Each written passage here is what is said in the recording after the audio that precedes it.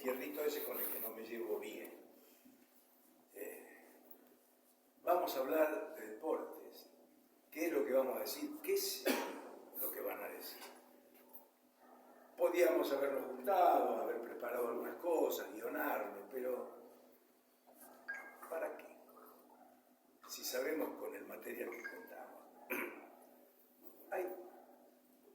Hay momentos y hay equipos y hay personas que son realmente determinantes y que tienen una gran influencia en lo que hacen, en su trabajo, en la sociedad. Tenemos un Marcos que tiene altísimas responsabilidades en la Universidad de Lanús. Es decir, tiene tantos títulos y tantas cosas que ¿para qué pedirle un currículum a leerlo acá? Como decía la buena María, parafraseando creo que alguna frase bíblica, ¿no? Por sus frutos los conoceréis, así que ustedes ya van a conocer lo que sabe Marcos Mele, que además de ser un amigo, también es mi profesor. A la vejez viruela. Pero bueno, uno se deleita con las clases, el tipo que estudia para enseñar, ¿no? Y tenemos al otro Marcos, que tiene también responsabilidades en nuestro querido Club Lanús. Y que tiene una experiencia, a pesar de su juventud, realmente importante. Y que también nos va a transmitir sus conocimientos. Y finalmente, Marcelo Calvente, yo lo declaré mi heredero, porque como ya los que pasamos largamente los 80, sabemos que tenemos mucho menos futuro que pasado, hay que decir, bueno, en algún momento las cosas que uno tiene van a tener que quedar en manos de alguien, van a quedar en manos de Marcelo, que es un estudioso de historia. Y además, yo digo siempre, es tan grandote que cuando uno lo abraza es como abrazar una montaña de ternura, ¿no? Un tipo de radio. Así que creo que vamos a disfrutar esto de la historia del deporte local, pero también de lo que pasó en el país, seguramente. Porque esto de la historia del deporte, nunca las cosas comienzan cuando uno llega, ni terminan cuando uno se va. Es decir, aquí en nuestra República Argentina esta cuestión de los orígenes del deporte ya viene de muy lejos, ¿no? Ya los mapuches, y mucho antes de ellos, ya practicaban deporte. Seguramente por ahí, en algún momento de la charla van a salir esos datos, y si vamos más atrás, qué sé yo, por ahí nos remontamos 5.000 años antes de Cristo y ya se hacía deporte. Bueno, estas cosas. Y después lo de Lanús. Lo de Lanús que creo va a tener mayor relevancia porque de estas cosas vamos a hablar y a puntualizarla.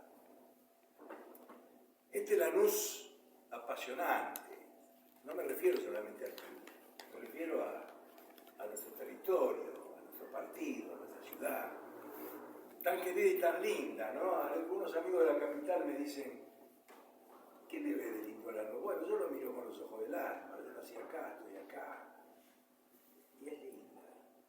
Y si hablamos de Lanús, por ahí vamos a hablar un poquito de fútbol, del viejo fútbol.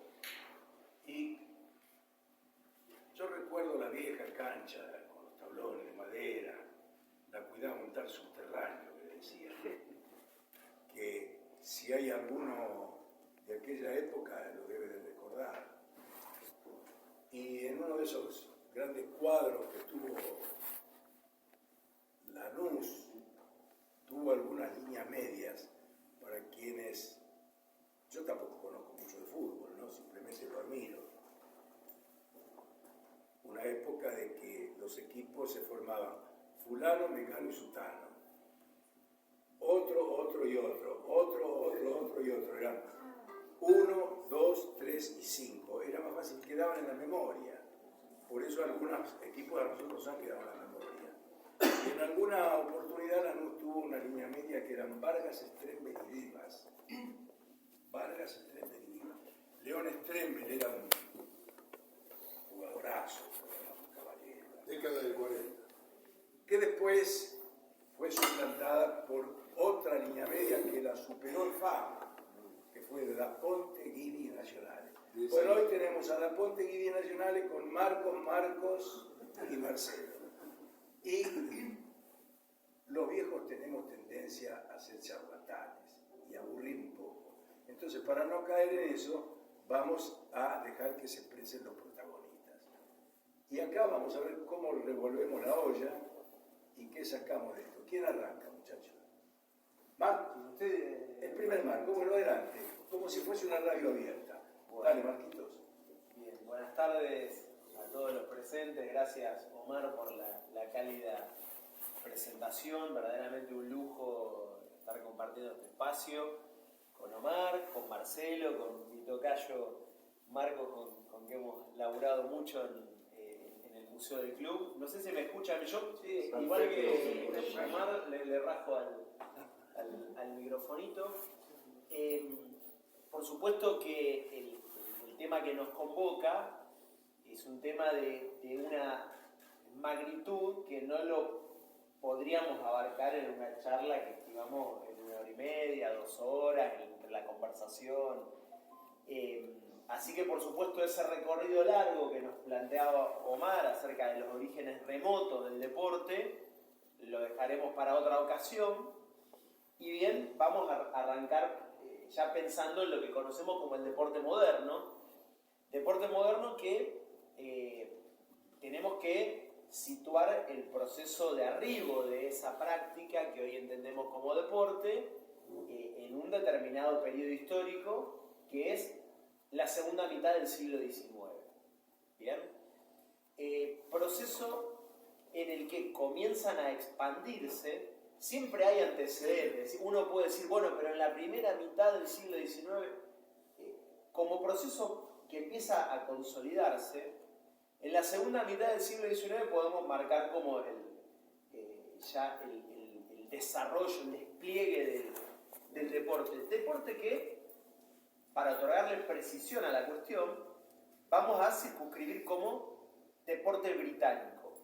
Es decir, un conjunto de prácticas deportivas que en Gran Bretaña fueron reglamentadas por primera vez, o sea, prácticas que vienen de tiempos remotos, de la era medieval, cuyas reglas existen a través de la tradición oral, que en un pueblo se juegan de una forma y en otro pueblo se juegan de otra parecida. Bueno, en esa segunda mitad del siglo XIX, en Gran Bretaña, comienzan a ser regulados por escrito.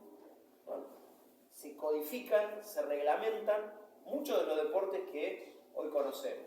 El fútbol, el rugby, el atletismo, etc.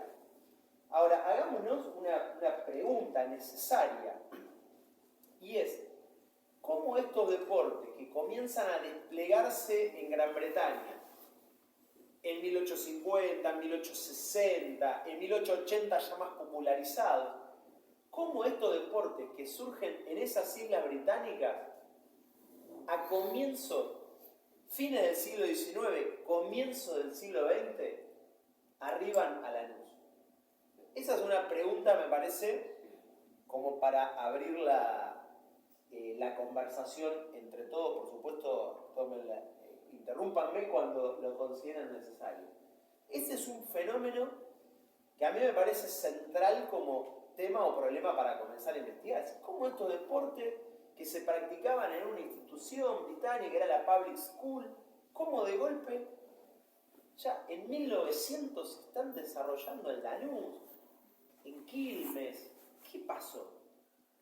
Y acá hay un proceso que lo tenemos que relacionar directamente, y es el proceso que se conoce como el del imperialismo británico.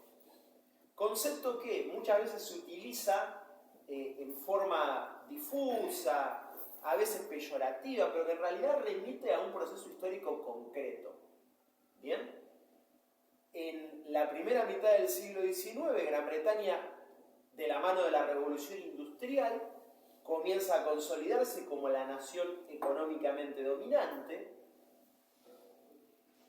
y paulatinamente va a producirse su expansión hacia lo que los británicos desde el centro denominan mundo periférico. Que por supuesto esta idea de periferia es una visión desde el centro, nosotros lo podemos ver de otra manera. En ese proceso de expansión británica, al por ellos denominado mundo periférico, los británicos utilizaron dos recursos.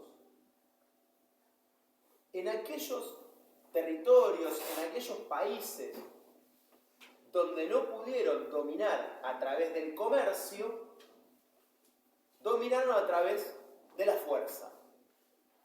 La historia de nuestra patria es una historia en la que ha conocido la doble dominación británica, ¿no?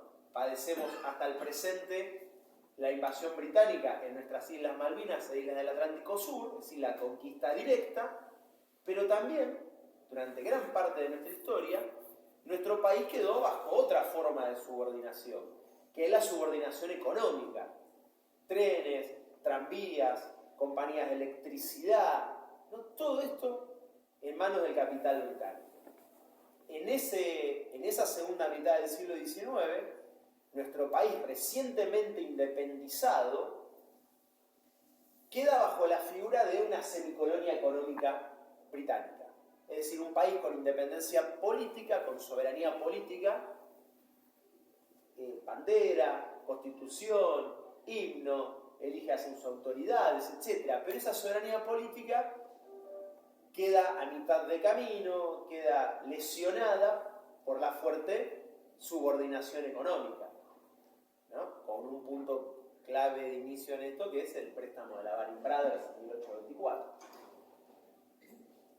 Ese proceso de subordinación económica de los británicos necesariamente lleva aparejado un proceso complementario, que es el proceso de la expansión cultural. El país que se expande hacia otros territorios y domina por la fuerza y domina por la economía, también domina a través de la cultura. Y esto es lo que nos permite comprender, insisto, como pequeña pincelada, porque tenemos mucho por conversar, pero es lo que nos permite comprender por qué en gran parte, si uno piensa en América Latina, ¿no? De México a Tierra del Fuego, si uno piensa en América Latina, vamos a ver que en gran parte de esa América Latina, el deporte dominante, el deporte que goza del calor popular, que es nuestra pasión, que vamos a las canchas, es el fútbol. Ahora, si uno analiza con detalle país por país, vemos que de golpe hay países donde la popularidad del fútbol queda muy diezmada en relación a qué otro deporte. ¿Cuál es? Si uno avanza hacia el norte de nuestro país, aparece el béisbol, aparece el básquet. Deportes, ¿de qué origen? ¿De origen británico? No.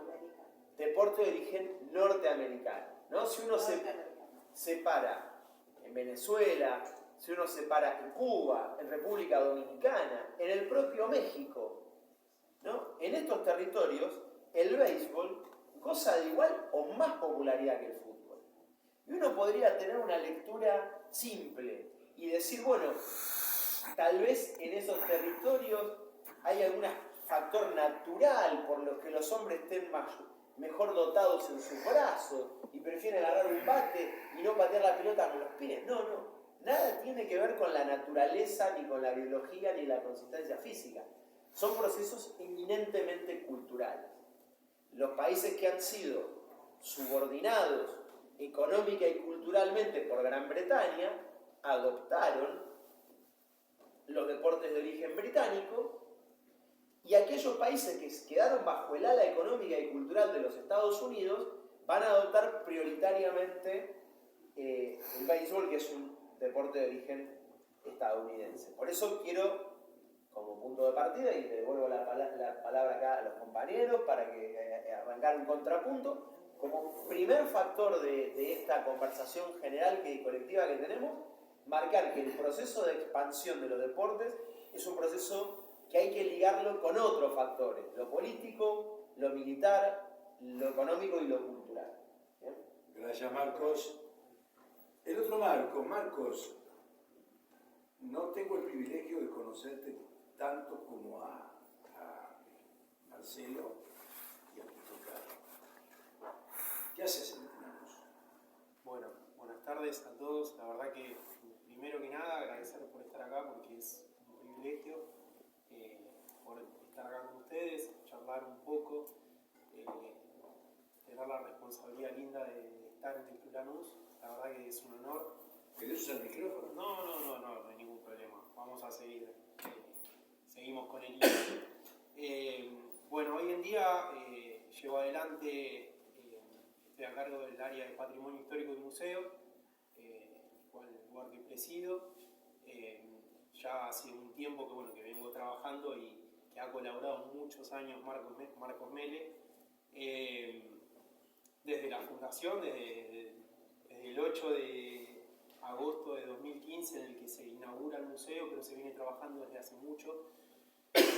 Yo venía empujando con el carro, con ese equipo que llevan a la cabeza, Soledad Garnachea, Marcos Mele, cuando el club firma un convenio con la Universidad Nacional de Lanús. Se dio, por decirlo así de esta forma, de manera loca, de decir, bueno, tenemos una historia para contar, el club es un club centenario, estábamos llegando a los 100 años de vida, y con todo el material que la gente fue aportando, que se fue investigando, que el club tenía a disposición, la verdad que se viene trabajando desde ese momento hasta hoy. Hoy en día el museo creció mucho con el aporte de toda la gente, no solamente de quien trabaja, de quien tiene la responsabilidad y le pone las ganas, la impronta de poder estar llevando adelante este compromiso, sino que la gente también hizo lo suyo, nos aportó mucho. Llevamos, la verdad, ya muchos años trabajando en esto, y cada vez se va incrementando más el archivo, cada vez se va teniendo más información, cada vez tenemos más datos, se conoce historia nueva, que en realidad es vieja, pero a la vez la gente no lo sabe. Se recopiló tanto que bueno, hoy en día el museo creció, se expandió, y bueno, cada vez nos vamos a necesitar un espacio más grande, porque el que todavía no pudo conocerlo, que está hoy en día acá en la sede de 9 de julio, bueno, le digo que lo conozca porque es la historia no solamente de un club, es la historia de una ciudad, es la historia de familias, que ha dejado mucho, que si uno se pone a ver las actas, si uno se pone a ver las memorias y balance, entre año y año siempre hay cosas nuevas que le han dado al club. Bueno, recién hablábamos con Marcelo, que la verdad que la historia de Lanús es para hacer una película, una serie, porque tiene todo, de principio a fin. Le ha pasado de todo al club, la gente siempre lo ha sacado adelante, su gente, la de su ciudad, y eso es, la verdad que retomando un poco todo esto con el tema de los clubes, trabajar más que nada para proteger esto, las sociedades sin fines de lucro, que los clubes formaron y siguen formando al país, porque fueron un bastión, con los clubes hicieron los cimientos de este país, porque los clubes no solamente le dan a la gente una posibilidad para estar deportivamente, para poder desarrollarse, sino también que está la ayuda, está el acompañamiento de poder desenvolverse, de poder crecer culturalmente, de poder generar lazos. Entonces, no es no menor decir esto, y menos en este momento del país, ¿no? Perdón, Marcos, ustedes se escuchan bien, ¿verdad? Se escucha bien todo, perfecto. Adelante. Así que bueno, retomando un poco eso, yo creo que bueno, que Marcelo seguramente podrá, que tiene muchos años de investigación, de radio, de vivencias. Él también podrá contarles un poco. Yo les cuento un poco de lo que se hace en el museo, yo me aboco más que nada a la historia viva del Club Lanús, más allá de todo y toda la incidencia que tenga la ciudad, porque como repito, Lanús es el club de la ciudad y se desarrolla en base a su ciudad, a su gente, y crece también a la par de lo que es el distrito. Bueno, nosotros ponemos el acento, dije, en algunas cosas relacionadas al Club Atlético Lanús, pero este es el consejo abierto, ¿no? Afortunadamente, el consejo deliberante es el lugar donde se legisla en Lanús, que ha abierto sus puertas para que podamos tener, digamos, este tipo de reuniones. Muchas gracias, Paola. Muchas gracias a su presidente, Agustín Valladares, un joven también muy importante de la política, y es muy importante para nosotros que venimos transitando un largo tramo de la vida, que una persona tan joven y todos los colaboradores, inclusive los que los días miércoles hacen el aguante a esto que nosotros a veces nos entusiasmamos y estiramos, y ellos ya cumplieron su jornada de labor y siguen. Así que gracias Paola, gracias Agustín, gracias a todo el personal.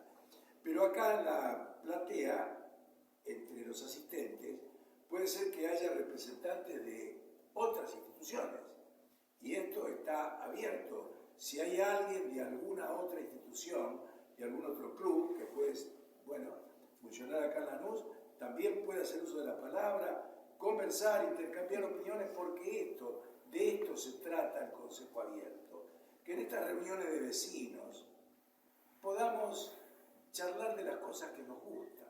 Hoy son los deportes, mañana será otro tema, pero que quede claro que todo el mundo tiene la posibilidad y para nosotros el gusto de participar.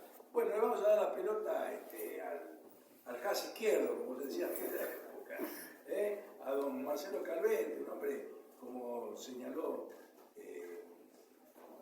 Marcos, un hombre de la radio, de los medios, también tiene su material escrito respecto a la historia del Club Lanús, así que, bueno, adelante Marcelo. Bueno, muchas gracias por la invitación. Estoy muy orgulloso de compartir esta mesa con vos, Omar, que sos mi amigo, y con este profesional que de verdad es un lujo.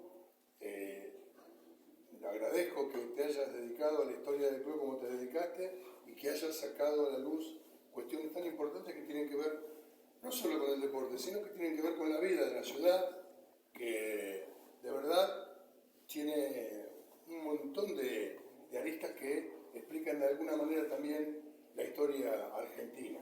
Y también el orgullo con Marquito, que yo lo conozco desde chico, lo vi crecer, una familia recontra de Relate que se crearon y todos los hijos ahí cerquita de la cancha.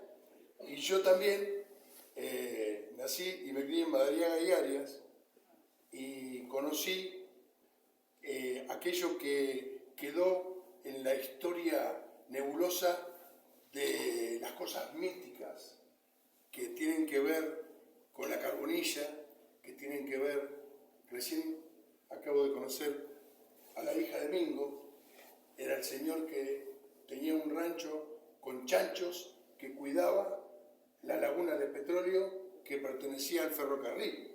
Era el lugar donde todos los chicos, yo siempre digo, Lanús es una cuna de grandes futbolistas, seguramente porque también contó con ese terreno milagroso que alguna vez el ferrocarril le alquiló al club y que con el tiempo el Estado argentino, a través de un gobierno popular, se lo cedió definitivamente en distintas etapas y con una historia que también, como todas las historias que rodean al Club Lanús, son todas de película, entonces es difícil elegir una, pero digamos que en la Cámara de Diputados, dos dirigentes de Lanús que eran diputados diputados habían trabajado arduamente para obtener la cesión definitiva de la mitad de los terrenos que hoy pertenecen al club, 41.000 y pico de metros cuadrados,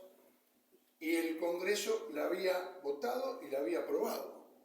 Pero estábamos ya finalizando el año 74, el año 75, se arrimaba el fin de año, y en diciembre, cuando todo el mundo sabía que el gobierno no tenía buena salud, el gobierno de Isabel Perón, y era Isabel Perón justamente la presidenta que tenía que terminar de darle formato legal a la posesión del club de esos terrenos que el diputado D'Angelo y Armoni también habían trabajado intensamente para obtener.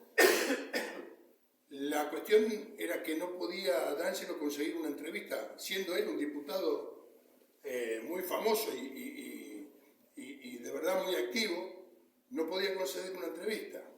Entonces una tarde de diciembre, una mañana de diciembre, se presenta sin ningún tipo de cita a la Casa Rosada y pide hablar con la presidenta y le dice que no puede, que no tiene cita, que no puede. Y él, D'Angelo como era, vehemente, empezó a los gritos y que no, que yo tengo que hablar con la presidenta, que yo soy el presidente de Lanús, que tengo este problema, que los terrenos.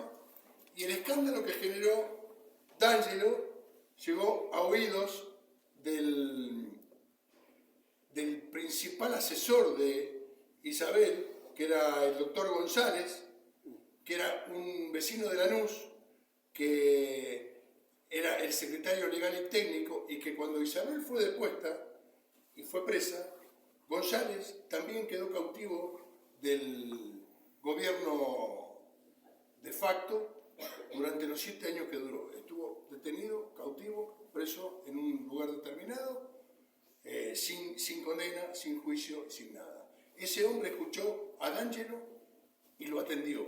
D'Angelo le llevó la desesperación del club, porque los dos que estaban hablando sabían que el gobierno tenía poca vida, y González comprendió, hombre que conocía a Lanús y que conocía el club, comprendió la desesperación de D'Angelo, porque si se terminaba ese proceso democrático abruptamente, como de hecho sucedió, el club no iba a tener la cesión definitiva y el destino de esos terrenos indispensables para que hoy Lanús sea lo que es, quedaba en manos de nadie, o mejor dicho, de los militares.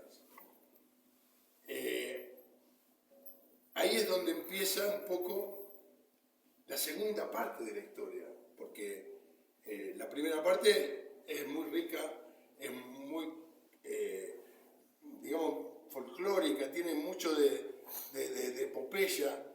Los que tenemos unos años conocimos a García, conocimos a los viejos dirigentes que dieron y dejaron la vida trabajando para el club, y si no fuera por ese gesto, por esa actitud tan valiente de D'Angelo, tan al estilo de él, tal vez no tendríamos este corolario de la posibilidad de hacer este club poderoso que somos, con tantas disciplinas y con esos terrenos que hoy conforman en un lugar privilegiado. No debe haber un club que tenga esta cantidad de tierras a metros de una estación y encima con la posibilidad, por los buenos dirigentes que tuvimos, de haberlo desarrollado y de haber generado un polideportivo como en este momento tiene el club. La historia incluye un montón de ribetes y muchas cosas muy simpáticas y muy heroicas también para contar, pero ante la presencia de ustedes, que son de verdad profesionales de la historia, yo soy simplemente un narrador.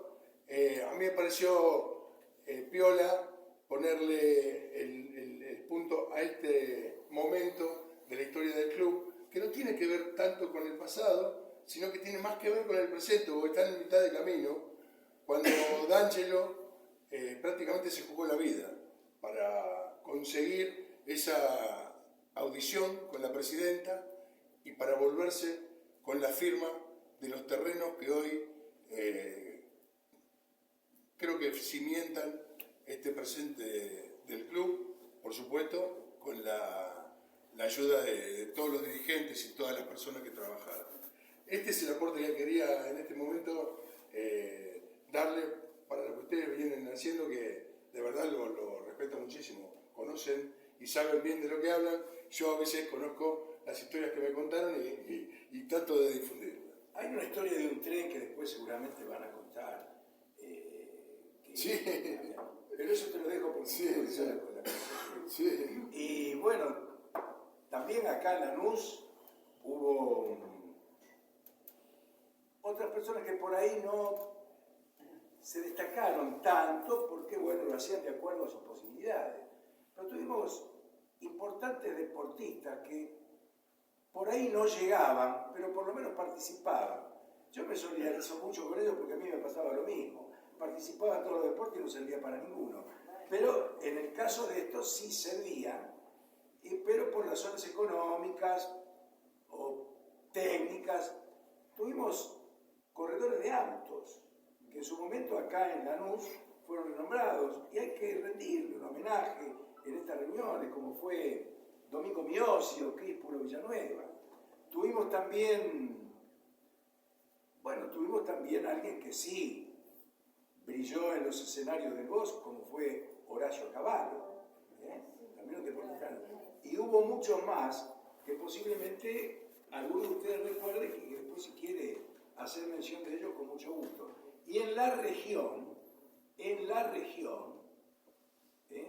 ya no siendo Lanús, pero que es Lanús, porque en definitiva Avellaneda. Nosotros estamos fuertemente vinculados a Avellaneda. Es más, como yo soy tan jovato, si ustedes leen mi partida de nacimiento, dice, nacido en Lanús, partido de Avellaneda, porque nací antes de la autonomía. Fíjate, 1938, saquen cuenta. Y en Avellaneda, tuvimos, en Avellaneda muy cerca de Lanús, pasando la calle que antes se llamó Agüero y ahora se llama Crisólogo Larralde, a pocas cuadras, por la continuidad que es Anatole France, que también es una calle que está en Lanús, está el Policlínico Presidente Perón, que alguna vez se llamó Finocchieto, por esas cosas. Pero no vamos a hablar de eso, sino vamos a hablar de dos personajes que vivieron muy cerca del Policlínico, que fueron Rafael Iglesias y Delfo Cabrera. Delfo Cabrera fue un maratonista que ganó una maratón. Una maratón son 40, hay que correr 42 kilómetros, ¿no? Bueno, Delfo Cabrera, muy vecino nuestro y muy simpatizante de nuestra ciudad de Lanús, vivió en un chalecito que todavía está sobre la calle Anatole France, a pocos metros del Policlínico actualmente Perón. Y también Rafael Iglesias, que fue campeón de box en las Olimpiadas. A estos deportistas, que aunque no sean de Lanús, son de la región, también hay que recordarlos y recordarlos con cariño. Y hubo muchos deportistas que por razones políticas fueron lamentablemente muy perseguidos en épocas de dictadura militar. Está el caso de María Terán de Wells, que fue una tenista excepcional, que en algún momento, y si continuamos con estas charlas, vamos a contar esas historias que, como digo siempre, tienen como para ser dulce. Y agradecemos la presencia también en esta reunión de una representación femenina que ha venido del Club Lanús con Minenia Ardizone a la cabeza, nuestra querida presidenta del departamento de vitalicio, con otras compañeras. También hay una compañera, digo compañero no en términos políticos, ¿no?, sino compañero en términos del club, de la ciudad, vecinos. Y si son compañeros políticamente, mejor, suponiendo que no lo sean, tampoco es preocupante. Cultura, también tenemos a la señora Margarida. Bueno, muchas gracias por haber venido. Y tenemos también la presencia de algunas señoras representantes de la Comisión Permanente de Homenaje a don Guillermo Gaeveler. Entre esas señoras están la profesora Iris Casareto, Matilde Rojas, y bueno, y está Nora Baena, y está también la viñeta de don Guillermo Gaebeler, que es la doctora Graciela Novoa Gaebeler. De manera que, bueno, también hay docentes muy caracterizadas, muy importantes para nosotros. Bueno, después las vamos a ir nombrando, en la medida que las vayamos visibilizando. Tenemos también a un actor y director de una película muy buena, que es Mirá lo que quedó, acá don Omar Gabriele, y bueno, compañeras y compañeros de los cursos de la universidad, como el amigo Ribone, como Juan Galano, como Jorge Ávalo, bueno, todos amigos muy queridos, Estamos muy contentos por esto y bueno, ya que vino la pelota para este lado, la cabeceamos y se la pasamos a Marco Medio. Muchas gracias, Omar.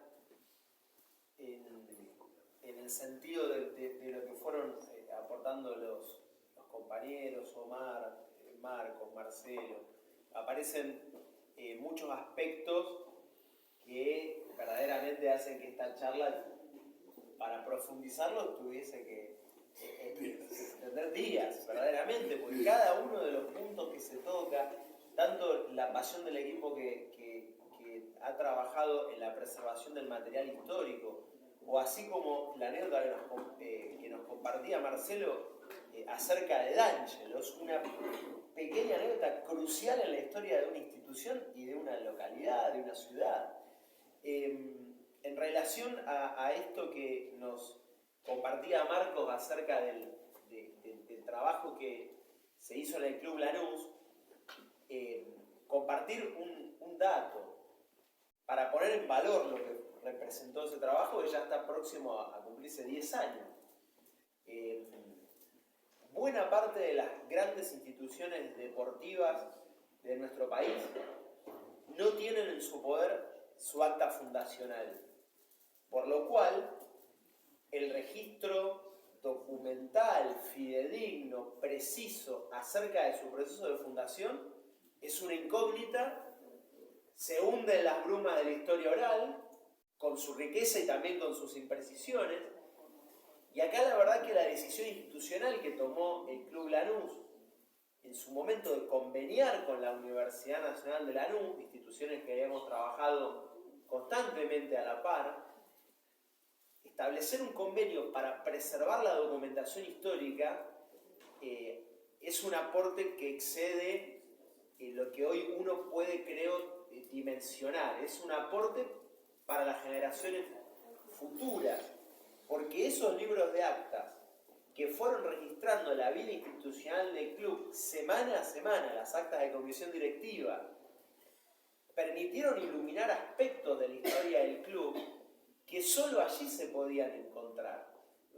Brevemente voy a hacer algunos comentarios, hallazgos que aparecieron en la investigación histórica, porque en ese convenio yo tuve a cargo la investigación histórica, que comenzó como un pequeño informe y que, dada la riqueza del material que aparecía, bueno, se fue ampliando y hasta que concluyó en un libro que tuve oportunidad de publicar, por supuesto con el apoyo del Club Lanús, a fines del año 2018. Un libro que abarca el periodo 1915-1931, lo que se conoce como la era del fútbol amateur, pero que es un libro que abarca muchos aspectos por fuera del fútbol. Algunos breves comentarios acerca de esos orígenes históricos del Club Lanús, que acá se va a armar un lindo contrapunto, van a aparecer un montón de cosas, yo solo voy a poder mencionar algunas. La verdad que la riqueza, como marcaba Marcelo, la riqueza de la historia del Club Lanús, sobre todo en los años iniciales, es algo que yo vengo de la universidad, pero no era socio del club. Y esto yo lo quiero señalar con la honestidad del caso, porque lo escucho hablar con la pasión con la que ustedes hablan de esto, y yo llegué desde otro lado, llegué desde el rol de académico, de investigador, de la UNLA. Y breve comentario acerca de cómo se fueron desarrollando nuestros clubes. Si recuerdan lo que les decía hace un momento, cómo esos deportes que reglamentaron los británicos en 1860 y pico, 1870 y pico, cómo de golpe en 3 décadas ya se estaban practicando acá en Lanús, ¿no? Esa es una incógnita y es un tema de gran interés.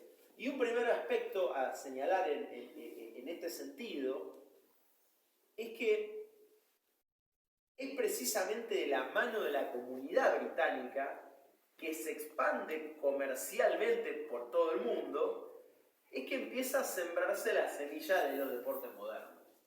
Y claro, los británicos, a diferencia de italianos y españoles, la inmigración británica respecto a italianos y españoles tiene algunas diferencias importantes que hacen a nuestra historia cultural y social. Punto 1, la magnitud de una inmigración y otra. El número de italianos y españoles que arribaron a estas playas fue infinitamente mayor en relación a la comunidad británica. Y esa comunidad de italianos y españoles, por supuesto, hubo trabajadores golondrinas, trabajadores que se trasladaron un tiempo aquí a generar una pequeña riqueza y volvieron a su patria de origen. Muchos volvieron por la Primera Guerra Mundial. Pero ¿cuántos de ellos establecieron sus familias, echaron raíces y se quedaron para siempre en este suelo? Los británicos llegan con otra orientación, y es la orientación de establecer comunidades lo más cerradas posible, ¿sí? Tratar de no formar familias con lo que ellos denominaban los nativos, ¿sí? Los criollos, y tampoco con otras comunidades de inmigrantes, establecer una comunidad cerrada, desenvolver su actividad comercial por el tiempo que esto requiriese, fundamentalmente actividad comercial vinculada al tendido de la red ferroviaria y vinculada al capital bancario. Eran 2 de las grandes actividades de la comunidad británica. Y estos británicos, insisto, buscaban formar comunidades cerradas hacia adentro, y en ese proceso de forjar una Gran Bretaña del otro lado del Atlántico, está la necesidad de generar espacios de sociabilidad, espacios de encuentro, espacios de recreo, porque esto lo van a hacer con mucha prolijidad los británicos. Van a fundar sus propias iglesias, van a fundar sus sociedades de asistencia o socorro mutuo, van a forjar hospitales, cementerios, y también van a formar clubes sociales y deportivos. Esos clubes sociales y deportivos van a ser clubes restrictivos para los miembros de la comunidad británica. Esto es muy importante tenerlo en claro. Son clubes donde se desarrollan múltiples deportes, no solo el fútbol. Inicialmente los clubes de los británicos desarrollaban el deporte que para ellos era la pasión nacional. ¿Cuál era ese deporte? El cricket. Perfecto, acá el aporte de Marcos, ¿no? El cricket era lo que se conocía por los británicos como su deporte de verano.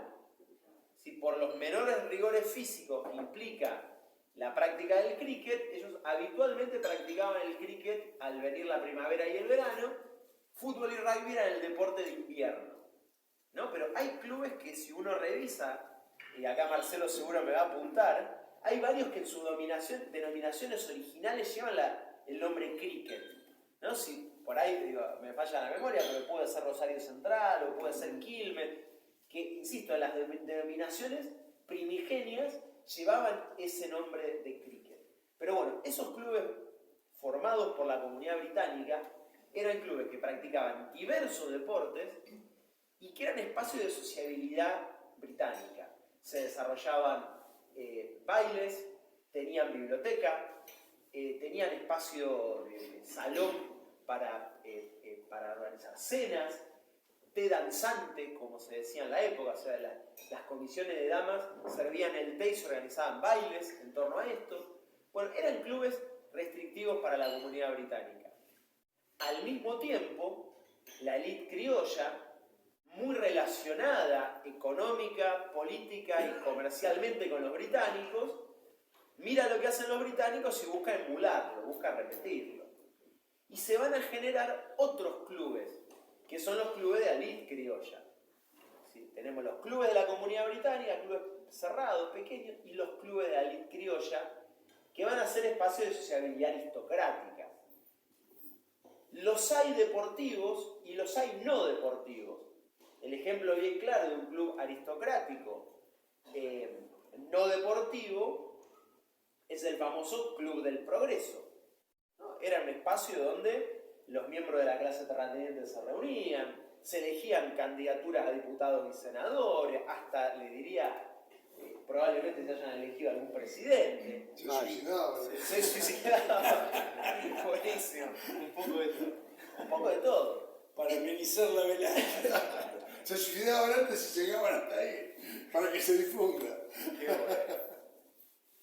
Estos clubes eran cerrados, es decir, clubes cuya cuota social era muy elevada, y además clubes en los cuales su ingreso requería los avales de ya socios activos. Es decir, si vos no integrabas ese círculo social, no podías ingresar. Es decir, no ingresabas aun si fueses un nuevo rico. Si no tenías esos vínculos sociales, por más que tuvieras mucha plata, no ingresabas. Bueno, estos clubes comienzan a sentar las bases de la práctica deportiva moderna en nuestro suelo. Pero lógicamente, esas barreras se empiezan a romper. Y van a ser los sectores medios y los sectores populares los que comienzan a manifestar interés por la práctica de esos deportes que hasta este momento son un reducto exclusivo de un sector elevado de la población. Y esto es lo que empieza a pasar hacia el 1900. Si uno dijera 1870, 1900, la práctica de deportes está reservado a un sector pequeño de la población. Pero hacia el 1900 comienza lo que se conoce como el proceso de popularización de la práctica del deporte, puntualmente de un deporte, que es el fútbol. El fútbol comienza a convertirse gradualmente en una pasión popular, y ya las barreras que buscan establecer los clubes británicos se caen. Primero, ¿qué van a hacer los sectores populares? Algunos criollos, otros hijos, primera generación de hijos italianos españoles, van a comenzar a fundar sus propios clubes. Les pongo un ejemplo de un club británico, cerrado para miembros de la comunidad británica, el Quilmes Athletic. Ese era el claro club de la comunidad británica. El club Banfield también. Sí. Forjado bajo el nombre Banfield Athletic, si no me equivoco, de ahí que las precisiones siempre vienen bien. El club Banfield, fíjense cómo todo esto es una historia social, cultural y económica, fundado por un hombre llamado Daniel Kingsland, que era aficionado al cricket, para eso funda el club Banfield, pero que ante todo era el rey mundial de la exportación de ganado en pie. O sea, el tipo controlaba la venta de ganado vivo, trasladado en barcos por el Atlántico, ¿no? Él era el que controlaba ese comercio. Todavía no estaban bien consolidados los frigoríficos, ¿no? Esa industria para la conservación de la carne. Eso el ganado se traslada vivo. Bueno, ese es el fundador del club Banfield. Lo funda para miembros de la comunidad británica. Para el 1900 estas barreras, repito, se empiezan a caer y los sectores populares comienzan a forjar sus propios clubes. Y hay una verdadera ola de fundación de clubes entre 1900 y 1915. Ahí veo el escudo de River Plate. River Plate es un claro ejemplo de un club, pese a que su nombre es británico, no confundirlo. Se le ponía River Plate, Boca Juniors, Chacarita Juniors, casi como una moda de época, para hacer referencia a un deporte de origen británico. Era casi como que quedaba bien. Ahora, Y agrego sí. además, River, como todos conocen, la mayoría de la gente popularmente sabe que está en el barrio Núñez, pero River nació en La Boca. Claro. River nació en La Boca, de hecho, cuando se va a fundar el club, los chicos que lo quieren fundar tenían pensado ponerle Club de la Juventud Boquense, si no me equivoco. Entonces, eso es un dato que es muy importante, porque después River, cuando tuvo un presidente, no recuerdo ahora el nombre, porque no estudio la historia de River, pero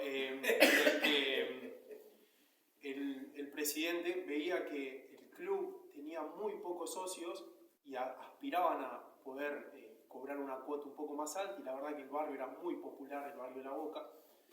Entonces, ¿qué pasa? Había averiguado unos terrenos en la zona de Palermo, que después ellos hacen un estadio en Alvear y Tagle, que fue su segundo estadio, en el que había muchas casonas, eran terrenos de haciendas.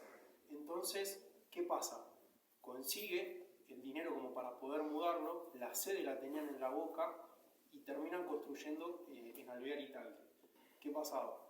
Económicamente, los que podían asociarse al club era gente muy pudiente, muy pudiente. Entonces, la cuota la cobraban como casi 400 pesos. Para lo que era la época, carísimo. Racing en esa época, que ya estaba, Racing en 1901, cobraba 40 pesos. Hay una diferencia enorme.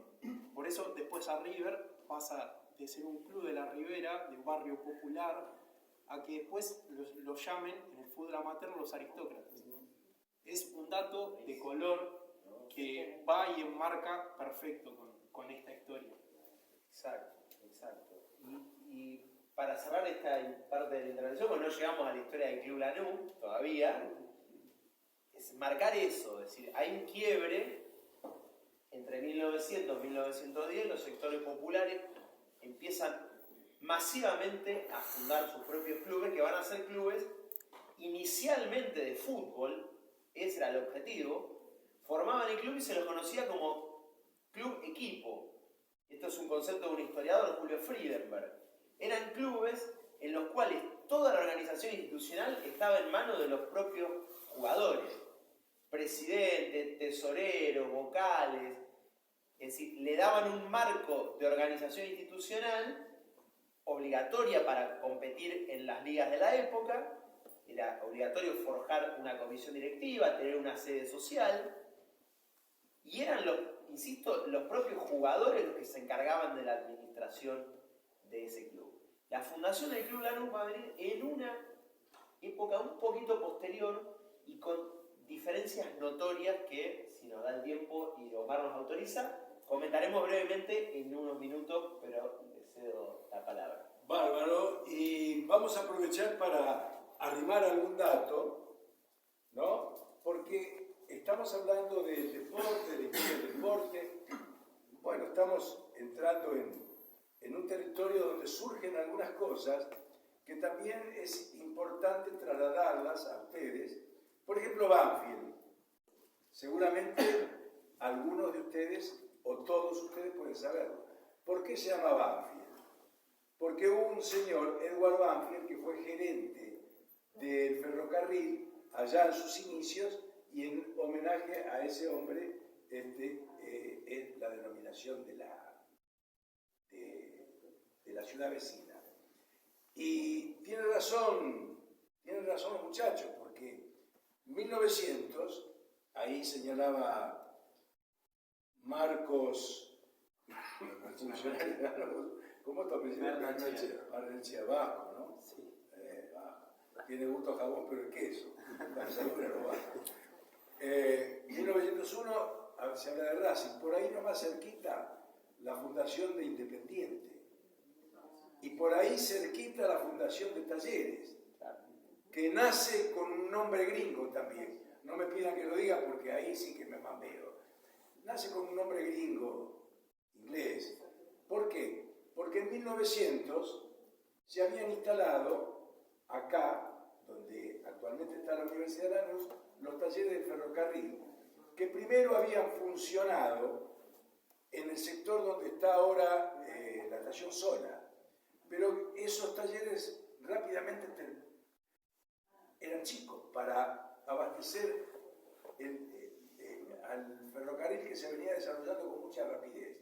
Se compran estas tierras, se instalan en 1900 los talleres y después, bueno, así como se hizo el barrio, las colonias, para obreros, obreros rasos y personal directivo, se hizo el barrio de las colonias, también había que tener algún lugar donde pueda distraerse la gente, y se fundan los talleres, 1906. Y después se les pone talleres. ¿Por qué se les pone talleres? porque la estación que hoy se llama Remedio Escalada, en algún momento se llamó Talleres.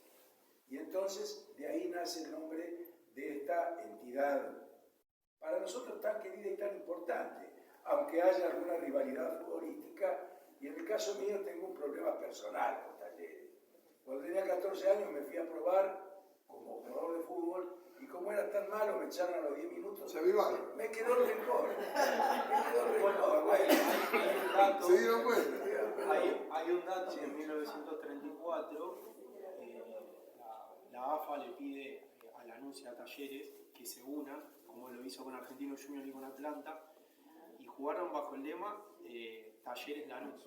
Era el equipo Talleres Lanús, y de hecho, bueno, jugaban con una camiseta que no era granate, sino que era blanca, con una franja granate, y la investigación que realizó el museo, que no aparecen en las fotos, antes uno veía las imágenes por ahí del equipo, y los jugadores de Talleres, como la franja era granate, se distinguían con un escudo rojo con vivos blancos a raya.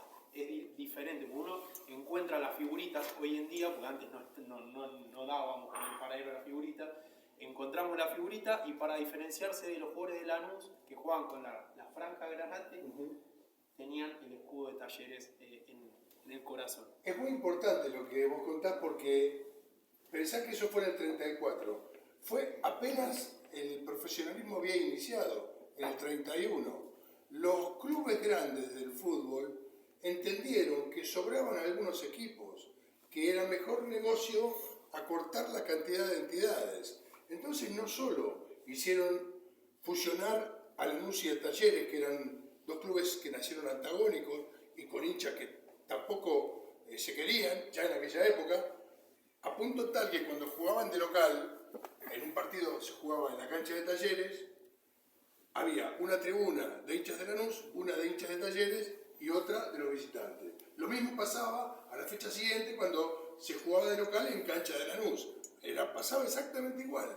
Ahora, a otros les fue peor, porque Argentinos y Atlanta también los obligaron a fusionarse, pero hubo dos equipos, Tigre y Quilmes, que era un club también que era de la elite, pero que les quedaban lejos a todos y que no, obviamente las distancias eran importantes y también el rendimiento deportivo, y directamente los descendieron por decreto. Eso ocurrió en un año determinado, el 34, y rápidamente fue un fracaso y volvieron atrás de esa idea, por lo cual duró poco tiempo esa unión, pero de verdad se plasmó claramente que había dos cosas que no se podían juntar: el agua y el aceite y la luz y Talleres. Sí, ahora vamos a dar la palabra a Origone. Origone era un apellido importante también, viene descendiente del teniente Origone. Hay un pueblo cerca de Bahía Blanca que se llama Teniente Origone. Bueno, acá tenemos los descendientes, pero un datito más. Otra institución muy querida, todas las instituciones son queridas, porque todas brindan un servicio a la sociedad y sacan a los pibes de la calle. Sobre esto también podemos hablar muchísimo, pero tenemos el Club El Porvenir.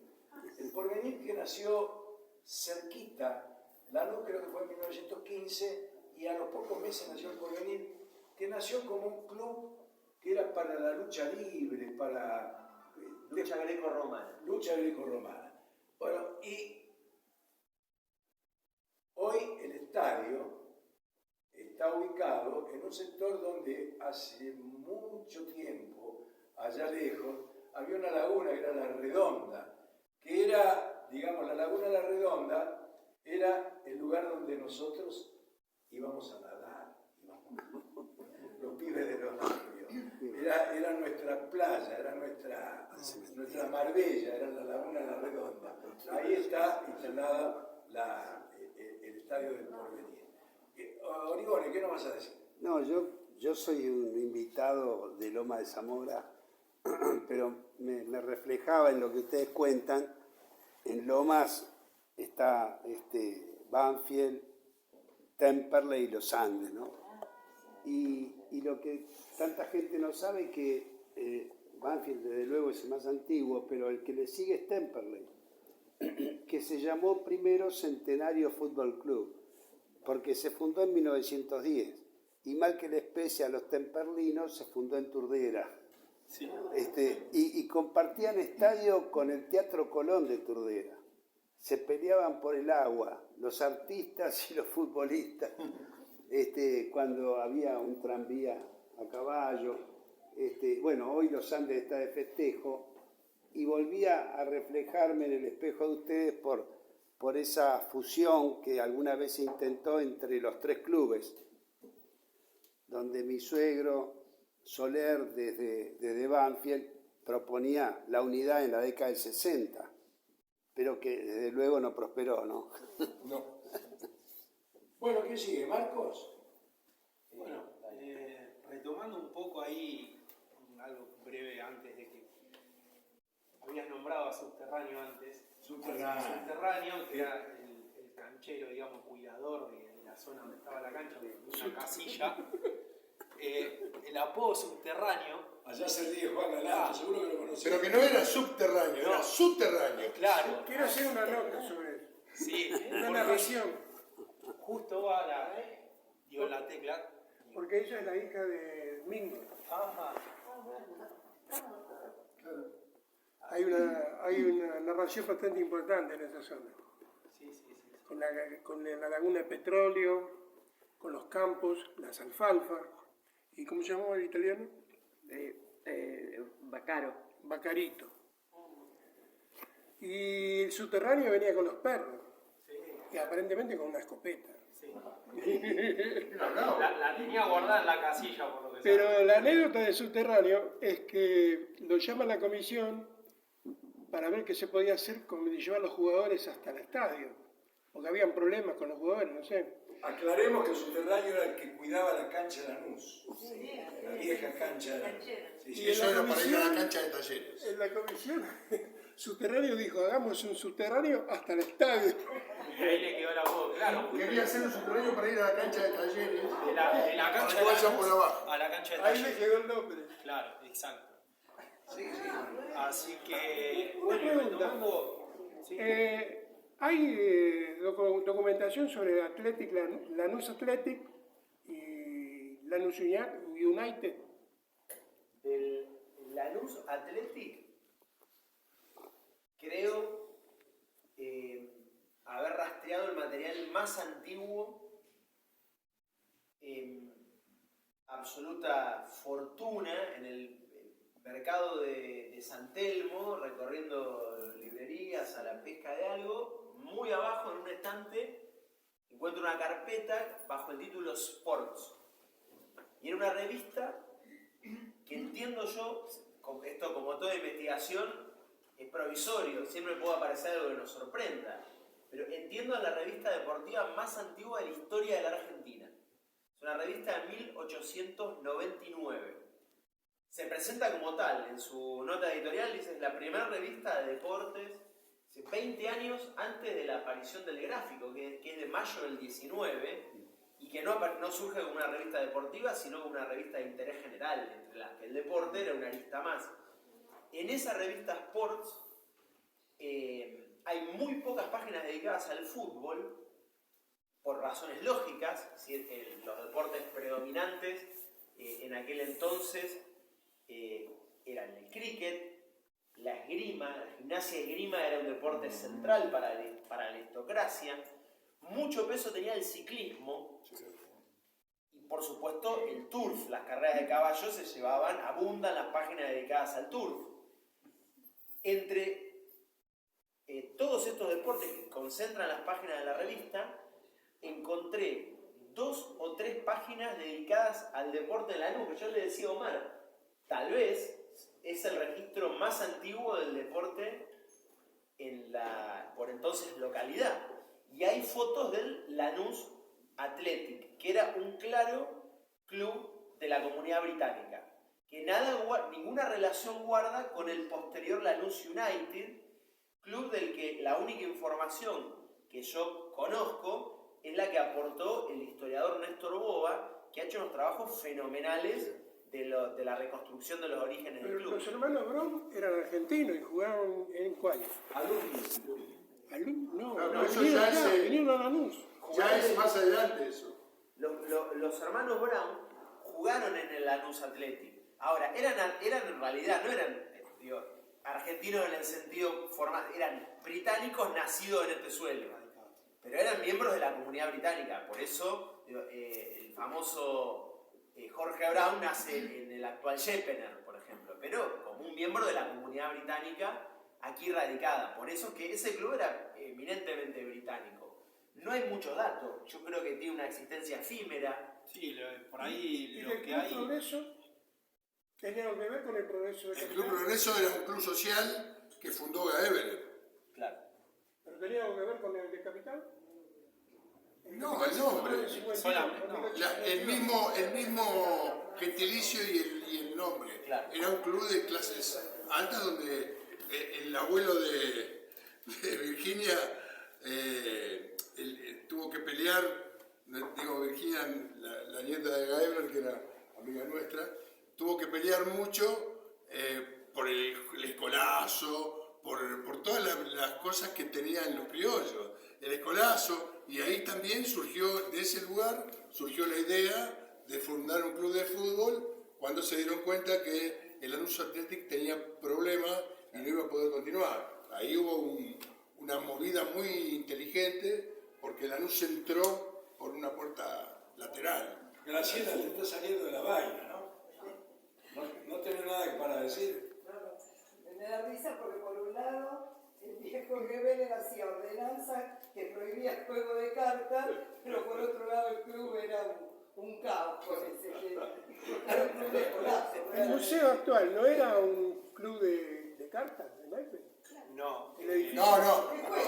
Bueno, La un poco sí, Se pero... jugaba mucho ahí. la mesa de Amonte la llevó a... Sí, un poco sí. En una época se ha hecho, pero bueno, no estaba declarado oficial porque no se podía. La ciudad de Lanús siempre estuvo muy ligada al escolazo. La mesa está. Sí, y también había en el club español, había un garito muy bien montado ahí en 9 de julio, a una cuadra de la estación, donde se... Claro, en España, exactamente. Ahí yo lo conocí, el lugar está en las mesas, funcionó hasta muy avanzado. ¿Qué me vas a decir que fuiste a tomar leche ahí? No, también se hizo para reuniones políticas. Aporto algo sobre el tema del escolazo.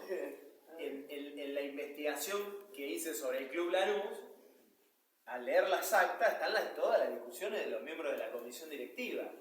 Y en el segundo año de vida del club se arma un lío muy grande.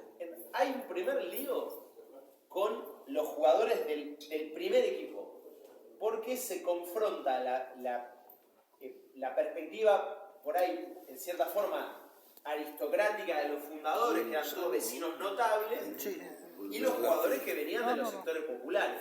Entonces hay un presidente que reemplaza a Miguel Usaray, que es el presidente por los primeros 6 meses, un tal Francisco Galarza, que se ve que era un hombre más de la clase alta, e intenta establecer ciertas normas de etiqueta en cuanto a la vida dentro del club, y les prohíbe a los jugadores ingresar con el pañuelo al cuello, que entiendo era un distintivo bien propio de los sectores populares de la época. Acá Omar me va a corregir. Esa cuestión pequeña genera un lío enorme donde los jugadores declaran la huelga y dicen: si este señor no se aparta de la conducción del club, nosotros dejamos de jugar. Bueno, al año siguiente hay otro gran lío, porque un periodista de la época, imagínense el periodismo deportivo del 1916, algo dando sus primeros pasos, publica una denuncia, en realidad envía una comunicación al Club Lanús amenazando de que él iba a dar a conocer las prácticas de escolazo que se realizaban en el club. Esto genera un verdadero escándalo, el club lanza notas de desagravio, etc. Y ese problema con este periodista queda allanado. Pero la cuestión surge permanentemente. En 1919 el club siempre tuvo una vocación de practicar múltiples deportes, no solo fútbol, y una vocación de arraigo en la comunidad. Entonces, los directivos buscan hacer una campaña de conscripción de socios, es decir, se distribuyen la localidad en barrios y cada directivo tiene la tarea de acercarse a un barrio y mostrar los beneficios que les representaría ser socio del club. ¿Cuál es el gran beneficio que el club tiene para mostrar? Tiene el único teléfono de la localidad. Entonces, si se asocian, el enganche es, si se asocian, van a poder utilizar el teléfono. Claro, los socios crecen. ¿Qué problema aparece inmediatamente? Se usa el teléfono para compartir información de las carreras de caballos.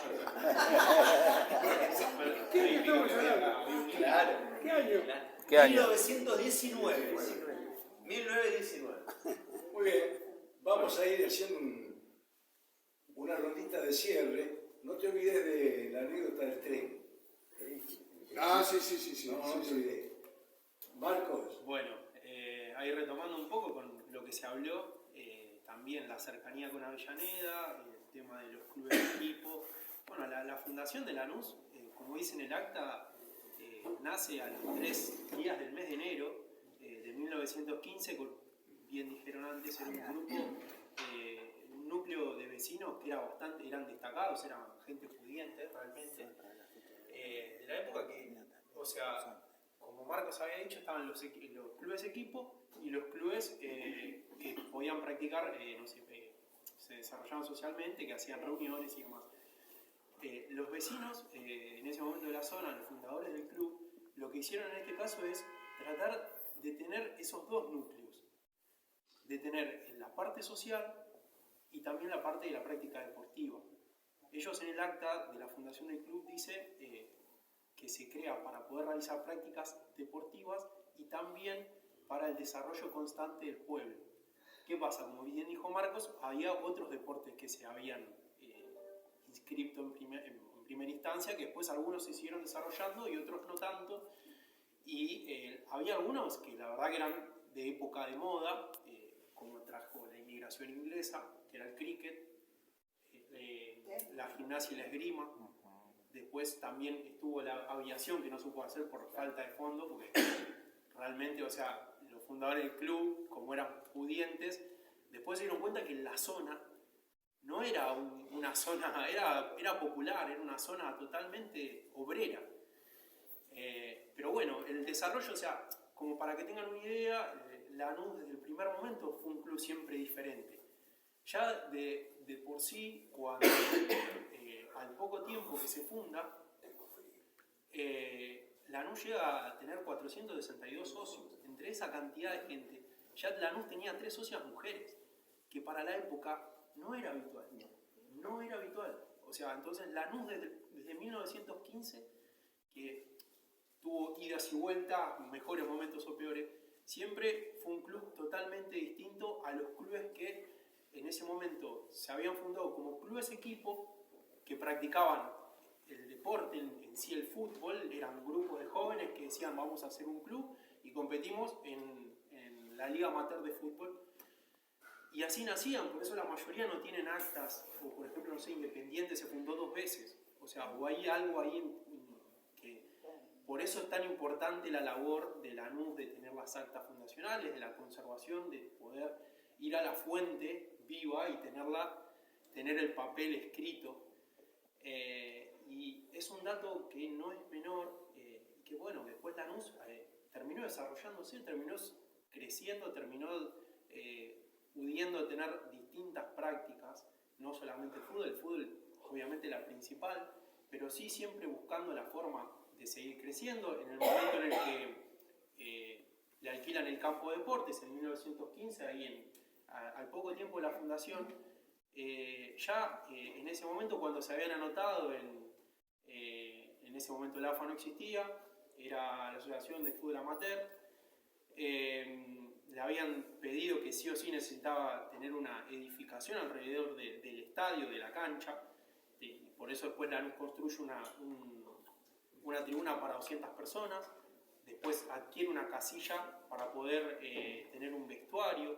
O sea, fueron mejoras que le fue haciendo al estadio porque eran requisitos que después ese terreno lo terminó también utilizando para cederlo para fiestas, para, no sé, en ese momento lo necesitaba el colegio, el Nacional Sur, para poder desarrollar actividades, se lo cedía sin ningún problema, partidos a beneficio para el cuartel de bomberos que se había organizado entre la tercera división del club contra el club Picaflor, si no me equivoco. Sí. Entonces es como que siempre constante fue el compromiso del club con la ciudad. Muy bien, ahora una anécdota de Marcelo, esta que sigo insistiendo para el tren, a mí me resultó graciosa.